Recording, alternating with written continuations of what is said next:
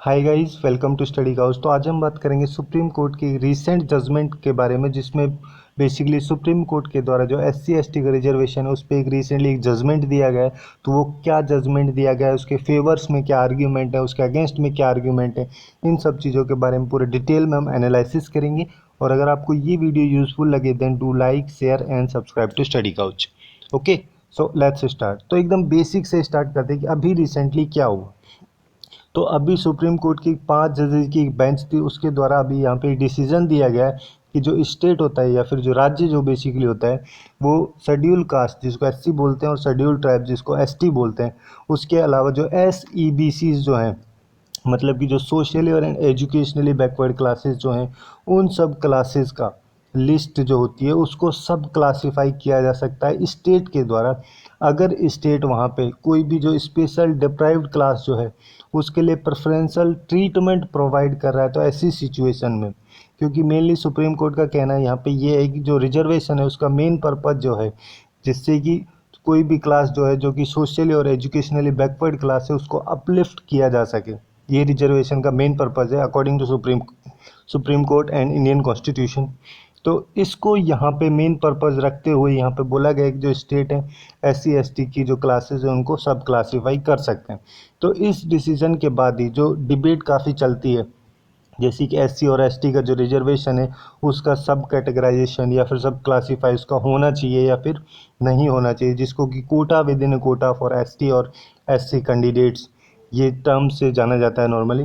तो ये डिबेट काफ़ी ज़्यादा अभी चल रही है, बट यहाँ पे जो ये डिसीजन दिया गया है इसके बाद में कोर्ट के द्वारा इस इशू को, जो ये रिजर्वेशन को लेकर इशू है, इसको एक हायर बेंच के लिए, मतलब एक लार्जर बेंच के लिए भेजा गया है, जिससे वहाँ पे मेन डिसीजन लिया जाएगा।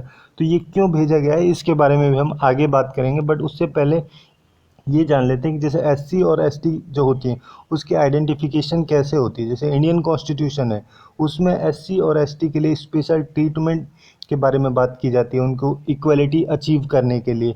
बट वहाँ पे कौन सी कास्ट हैं या फिर जो ट्राइब्स हैं उन सब के बारे में, जो शेड्यूल कास्ट और शेड्यूल ट्राइब्स हैं उनकी जो कास्ट और ट्राइब्स हैं उन सब के बारे में कोई स्पेसिफिकेशन इंडियन कॉन्स्टिट्यूशन में नहीं दी गई है। ये सारी जो स्पेसिफिकेशन की पावर है किसी भी कास्ट या ट्राइब की, ये रखी गई है सेंट्रल एग्जीक्यूटिव के हाथ में, जो कि प्रेसिडेंट होते हैं, उनको पावर दी गई है आर्टिकल 341, आर्टिकल 341 के अंदर, जो जिसमें बेसिकली ये बात की जाती है कि जो प्रेसिडेंट है, प्रेसिडेंट ऑफ इंडिया जो है, उनके द्वारा नोटिफाई किया जाएगा किन कास्ट को एससी और एसटी में रखना है बेसिकली यहाँ पे।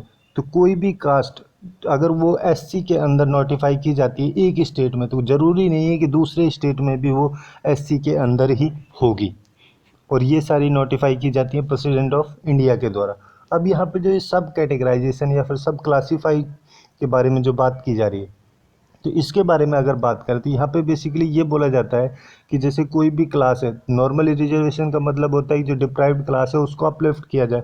बट यहाँ पे ये है कि जैसे मान लो शेड्यूल कास्ट में काफ़ी लोग आते हैं, तो उसमें बेसिकली ये होता है कि कुछ लोग जो हैं एजुकेशनली और सोशली अपलिफ्ट हो चुके हैं, बट फिर भी वो रिजर्वेशन का वहाँ पे फ़ायदा ले रहे हैं। तो ऐसी सिचुएशन में होता क्या है कि जैसे कुछ डिप्राइव्ड लोग हैं जिनको काफ़ी ज़्यादा ज़रूरत है उस चीज़ की और उनके लिए ही मेनली वो चीज़ होनी चाहिए, तो ऐसी सिचुएशन में उन लोगों को वो मिल नहीं पाता है। तो इस वजह से इनको सब क्लासिफिकेशन या फिर सब कैटेगराइजेशन करना ज़रूरी है, मेनली यहाँ पे ये बोला जाता है। और इसके साथ साथ यहाँ पे ये भी आर्ग्यू किया जाता है कि जैसे शेड्यूल कास्ट है उसमें कुछ कास्ट होती हैं जिनकी जो रिप्रेजेंटेशन है वो काफ़ी कम होती है, तो इस वजह से उनको कुछ फ़ायदा मिल नहीं पाता है। तो इस वजह से बेसिकली यहाँ पे जो शेड्यूल कास्ट है उनके अंदर कुछ कास्ट है उनमें इनइक्वालिटी हो रही है, और इस चीज़ को कई सारी रिपोर्ट्स के द्वारा भी एड्रेस किया गया है। तो यहाँ पे इस मेन इशू के बारे में बात की जा रही है, इसको ही सब क्लासीफाई करने के बारे में बोला जा रहा है। तो यहाँ पे अभी रिसेंटली एक केस आया था सुप्रीम कोर्ट में, जिसमें basically Punjab and Haryana high court के अगेंस्ट में था। वहाँ पे बेसिकली हुआ ये था कि जो स्टेट है वहाँ की पंजाब स्टेट जो है उसकी स्टेट गवर्नमेंट के द्वारा कुछ सब क्लासीफाई किया गया था एससी एसटी को कुछ कोटा ग्रांट करने के लिए। तो उस डिसीजन के लिए पंजाब गवर्नमेंट के द्वारा एक सर्कुलर पास किया गया था, जिसमें कि जो 50% जो एससी का जो रिजर्वेशन था उसका जो 50% है वो ऑफ़र किया गया था वाल्मीकिस और मजहबी सिक्स के लिए। ये सर्कुलर पंजाब गवर्नमेंट के द्वारा पास किया गया था बेसिकली। तो इस सर्कुलर को जो हरियाणा, पंजाब एंड हरियाणा का जो हाई कोर्ट है उसके द्वारा स्ट्रक डाउन किया गया था। इस वजह से ही ये कोर्ट सुप्रीम कोर्ट में यहाँ पे आया था। और यहाँ पे जो हाई कोर्ट के द्वारा जो डिसीजन दिया गया था, जो सर्कुलर को स्ट्रक डाउन किया गया था, यहाँ पे बेसिकली हाई कोर्ट के द्वारा, यहाँ पे Punjab and Haryana high court की बात करें तो यहाँ पे हाई कोर्ट के द्वारा बेसिकली जो चेन्नई जजमेंट था उसको बेसिस पे ही यहाँ पे इसको स्ट्रक डाउन किया गया था। अब 2004 में ये चेन्नई वाला केस हुआ था। 2004 में एक 5 जजेस का एक कॉन्स्टिट्यूशन बेंच बनी थी सुप्रीम कोर्ट की, जो कि ईवी चेन्नई जजमेंट केस में था। ठीक है, तो उस केस में ये रूल किया गया था कि स्टेट गवर्नमेंट के पास में कोई भी पावर नहीं है कि जो एससी का जो रिजर्वेशन होता है उसको सब कैटेगराइज किया जा सके। ये सुप्रीम कोर्ट के द्वारा 2004 में 5 जजेस की जो कॉन्स्टिट्यूशन बेंच थी उसके द्वारा डिसीजन दिया गया था। अब यहाँ पे भी अभी 2020 में जो ये डिसीजन दिया गया, ये भी 5 जजेस की बेंच के द्वारा दिया गया। तो ये डिसीजन जो है ये 2004 के डिसीजन को ओवर रूल नहीं कर सकता, क्योंकि यहाँ पे सेम बेंच है।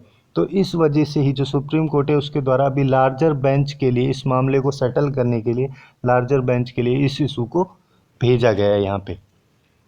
और यहाँ पे जो लार्जर बेंच होगी उसको बेसिकली जो सीजेआई है, चीफ जस्टिस ऑफ इंडिया जो है, उनके द्वारा सेटअप किया जाएगा। और यहाँ पे दोनों जजमेंट जो 2004 में दिया गया था, जो चेन्नई जजमेंट था, और जो अभी 2020 का जो रिसेंट जजमेंट, इन दोनों केसेस को कंसिडर करेगी, उसके बाद में ही यहाँ पे कोई जजमेंट उनके द्वारा दिया जाएगा। अब अगर हम इसके आर्ग्यूमेंट्स की बात करें, जैसे सब क्लासिफिकेशन है, सब क्लासीफाई जो SC ST की बात की जा रही है उस लिस्ट को, तो उसके साथ में जो आर्ग्यूमेंट्स है, मतलब यहाँ पे बेसिकली ये बोला जाता है कि इंडिया जो है कि वेलफेयर स्टेट है। तो यहाँ पे जो ये रिजर्वेशन दिया गया है, बेसिकली जो डिप्राइव्ड क्लास है या फिर जो कम्युनिटी का जो डिप्राइव्ड सेक्शन है उसको इरेडिकेट, वहाँ से जो इनइक्वालिटी है उसको मिटाने के लिए रखा गया है। अब यहाँ पे सिचुएशन ऐसी क्रिएट हो रही है कि रिजर्वेशन से बेसिकली जो कुछ लोग हैं उनको मिल पा रहा है और जो कुछ लोग हैं उनको बिल्कुल कुछ मिल नहीं पा रहा है। तो ऐसी सिचुएशन में जो रिजर्वेशन है उसके अंदर ही इनइक्वालिटी क्रिएट हो रही है। तो ऐसी सिचुएशन में बेसिकली जो स्टेट है उसको ये सब क्लासिफिकेशन का जो मेथड है इसको यूज़ करना चाहिए, जिससे कि जो डिस्ट्रीब्यूटिव जस्टिस है वो हो पाए, बाकी सारे लोगों को जस्टिस मिल पाए, ना कि जो स्टेट के रिसोर्सेज हैं किसी एक कम्युनिटी पे ही या फिर कुछ लोगों पर ही कॉन्सेंट्रेट ना रहकर इक्वली डिस्ट्रीब्यूटेड किए जाएं। मेनली तो ये बोला जाता है।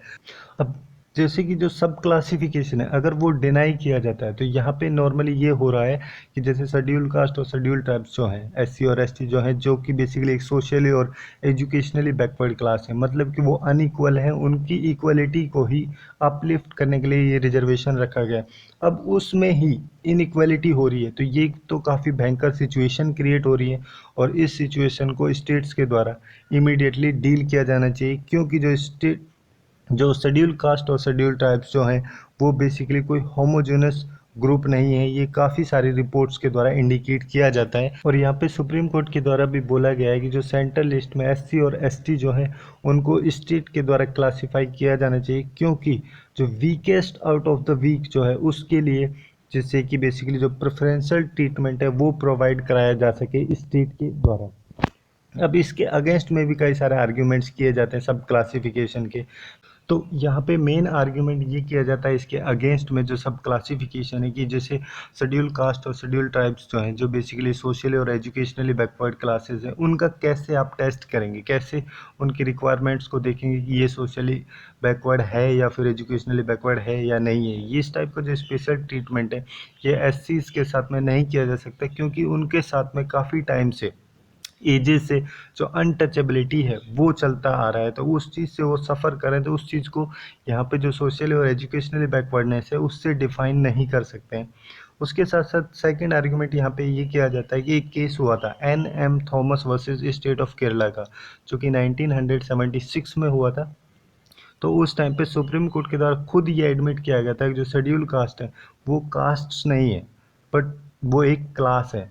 तो यहाँ पे जो शेड्यूल कास्ट है उनको क्लास की तरह ट्रीट किया जाना चाहिए, ना कि कास्ट की तरह। ये इसके अगेंस्ट में मेन आर्ग्यूमेंट यहाँ पे किया जाता है। और सेकंड आर्ग्यूमेंट ये किया जाता है कि जैसे ये जो सब कैटेगराइजेशन है, सब क्लासिफिकेशन का जो मेन पॉइंट है यहाँ पे, ये पार्टीज़ के द्वारा यूज़ किया जाएगा जिससे वोट गेन किए जा सकें। तो ऐसी सिचुएशन से जो सोशल जस्टिस है वो एक तरीके से एंड हो जाएगा और यहाँ पे पॉलिटिक्स चलने लगेगी। तो ये मेन पॉइंट्स यहाँ पे किए जाते हैं इसके अगेंस्ट में, जो सब कैटेगराइजेशन है उसके अगेंस्ट में। तो यही थी कुछ इंपॉर्टेंट इन्फॉर्मेशन जो रिसेंट जजमेंट सुप्रीम कोर्ट के द्वारा दिया गया एससी और एसटी रिजर्वेशन को लेके। तो आज के लिए बस इतना ही। Hopefully you guys find it useful, and if you find it useful then do like, share and subscribe to Study Couch. Thanks for watching and have a good day.